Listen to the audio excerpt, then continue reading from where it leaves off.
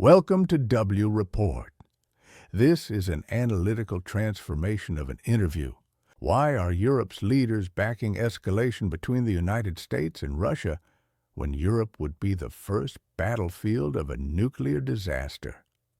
Do they grasp they have made themselves a target? And what could still halt this march towards self-destruction? You don't have any Helmut Kohls. You don't have any Francois Mitterrands. You don't have any leaders like that in Europe. Merz, he doesn't. I don't think he even understands the dimensions of the problems he's gotten Germany into. You have, well, let's just go back and I think it was Kohl. It might have been Merkel, but I think it was Kohl. It was earlier than Merkel, who one day in an off moment essentially said over the telephone, if I looked at the transcript correctly, this was a conversation with H.W. Bush, as I recall, it's our land the missiles are going to land on. And he was right, especially if you were talking about the old scenario where the Russian 10th group, or the attack group that Olgarkov was in command of at the time, a very, very aggressive Soviet commander. If the group of Soviet forces, Germany, came through the Fulda Gap and we were going to nuke them, which was our plan, we were going to nuke them. The Germans said, that's our land. That's our place. You're going to nuke. And you're right. They're not thinking that way today. They're not thinking that way, which takes me back to Colin Powell's conversation in 1989, when he had listened to Gorbachev in St. Catherine's Palace and listened to Bush and Reagan and others when he was National Security Advisor. And he said, we will be without these people. The Mitterrands, the Kohls, the Majors, the Thatchers, we'll be without them.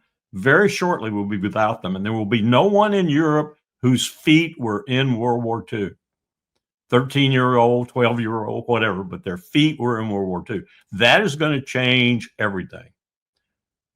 Well, it's changed it for the worse in this respect, because no one over there in leadership position anyway seems to understand what they're talking about and how serious it is and how we are absolutely treatyless now.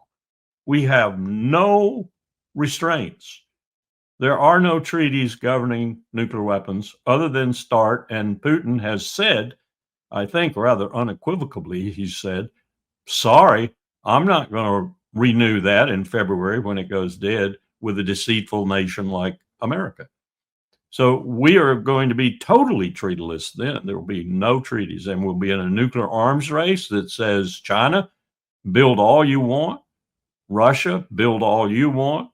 We'll build to match them, and we'll go bang, bang, bang with trillions of dollars wasted, which none of us can afford, and the world growing more dangerous and more subject to destabilization and destruction than ever before, even worse than during the Cold War. I already think, Nima, we are already at a point right now, given the absolute inutility of the Non-Proliferation Treaty, given the aspirant powers we have in the world for nuclear weapons status, given powers like North Korea, Pakistan, and India, are two more, I would say, are volatile nuclear powers. We're at a point right now that's more dangerous than any time since we invented nuclear weapons. Wilkerson's core claim is blunt. Europe has lost its nuclear memory, and the leaders who could tell Washington and Moscow no. As arms control regimes unravel, the continent becomes the primary blast zone. Fewer treaties mean more temptation to gamble with escalation. Trump's Ukraine line has hardened.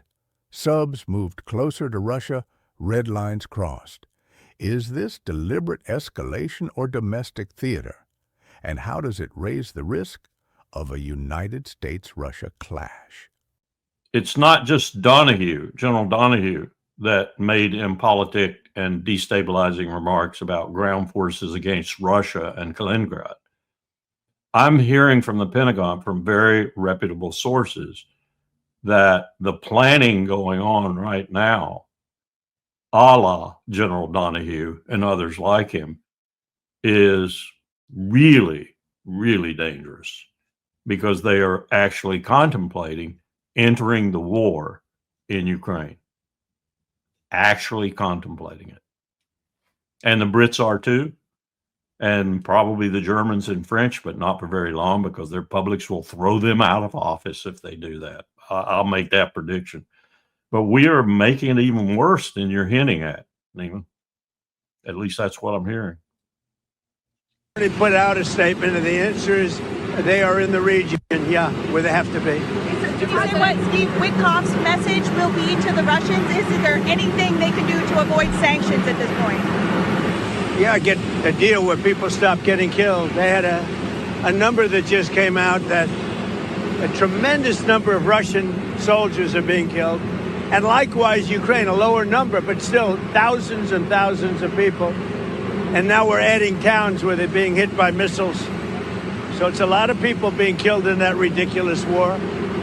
And, you know, we stopped a lot of countries from war, India and Pakistan. We stopped a lot of countries.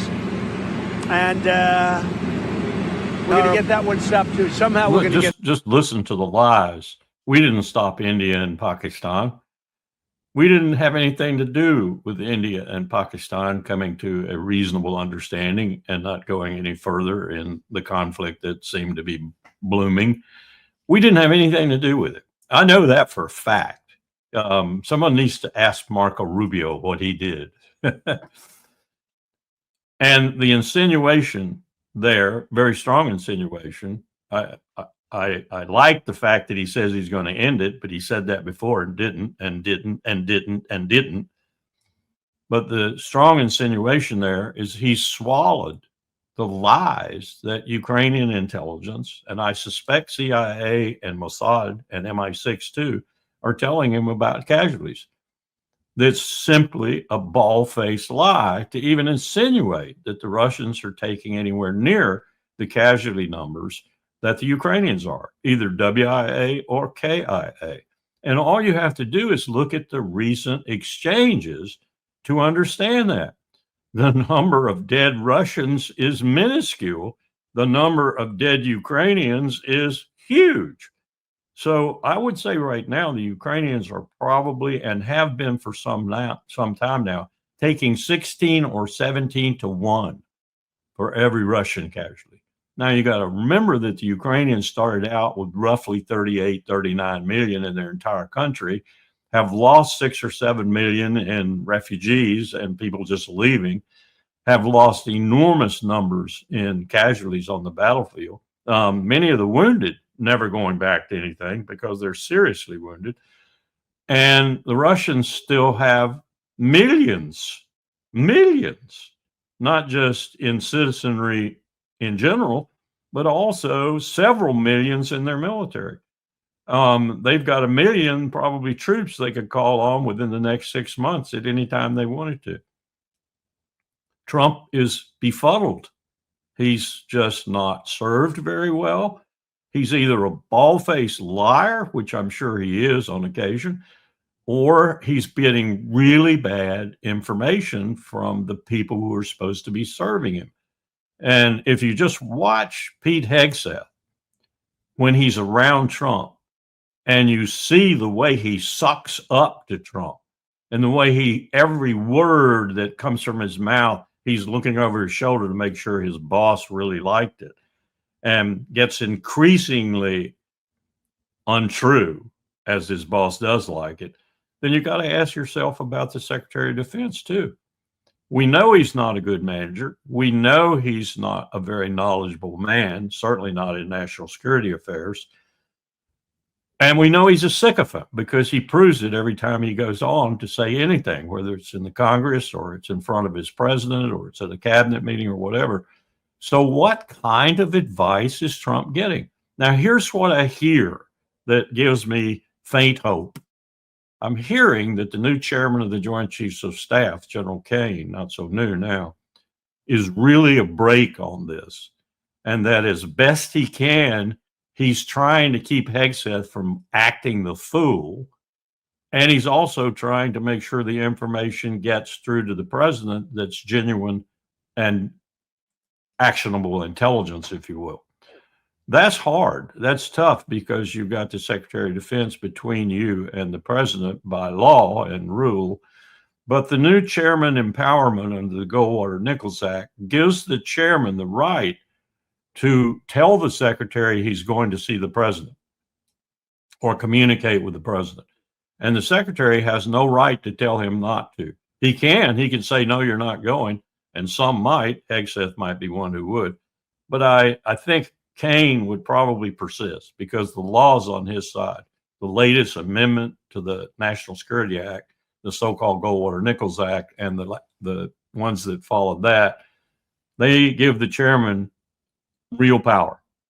So I'm hoping, I'm assuming, and I'm hearing that Kane is going around Hegseth or through him to the president and trying to get to Trump and tell him when he's making grievous errors. Now, if you know anything about Trump's personality, and I know you do just from watching him on television, that might not do any good because Trump might just turn to Hegseth and say, what do you think? And Petey's going to say what he thinks, which is uninformed, stupid, and sycophantic. So we're in trouble. The empire is in far greater trouble under Donald Trump than I ever thought it would be at this particular stage in its deterioration. I mean, it's been deteriorating ever since the end of the Cold War, but it's rapidly deteriorating now, domestically and internationally. An escalation loop is coherently taking shape. In Washington and London, politicized intel and inflated casualty tallies are paired with muscular theater, subs near Russia, and real planning to enter the war, making Europe the most likely ground zero. The rational path is for Europe to refuse intermediate-range missile basing, restore transparent, verifiable de-escalation channels, and return to substantive arms control. Otherwise, the continent runs on someone else's timer. Thanks for watching. Support the channel if you find this format valuable. More deep dives are coming soon. Until then, think for yourself and draw your own conclusions.